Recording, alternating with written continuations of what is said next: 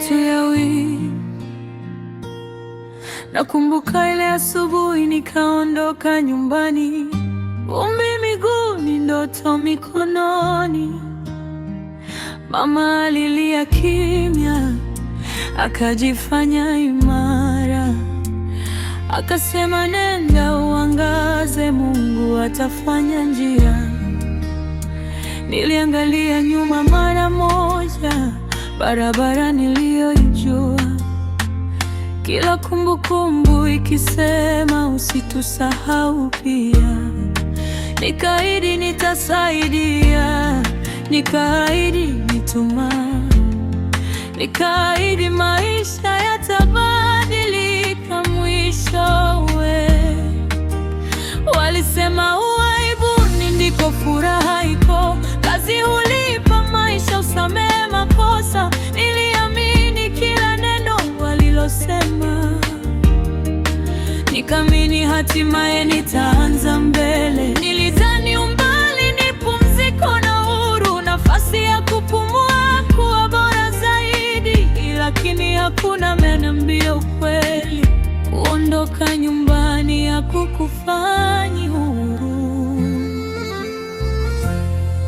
kwa sababu mpaka haukukata minyororo, ulivuta tu hadi kauma zaidi. Nimevuka bahari lakini bado nahisi uzito wote niliouinama nao zamani. Sikuondoka nchi yangu ili nivunjike, sikufuata ndoto ili nipoteze moyo. Kama huwezi kunishika, simama nikiwa dhaifu, basi tafadhali niombe tu. Nabeba mengi kuliko ninavyoonyesha, napigana vita usizozijua. Kama msaada ni mgumu kunipa, basi tafadhali niombe tu. Simu yangu inalia kuliko zamani, lakini simu hazina furaha, hazina uhali gani. Kila mara ni matatizo, kila mara ni mahitaji, kila mara dharura zinazoninyonya nguvu. Ada za shule huku, bili za hospitali kule, bali imevunjika. Madeni kila mahali, wanasema uko ghaibuni utaweza. Kana kwamba umbali hutengeneza pesa, kana kwamba maumivu hayapo. Naamka kabla ya jua, nalala baada ya usiku, nikifanya kazi kwa bidii kurekebisha mambo. Nahesabu sarafu, nahesabu pumzi, nahesabu nguvu niliyobakiza.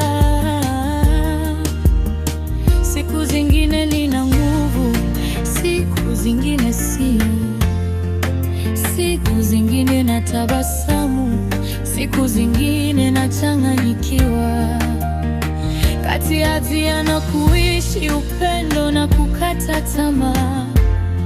Nataka kusaidia lakini nakosa hewa.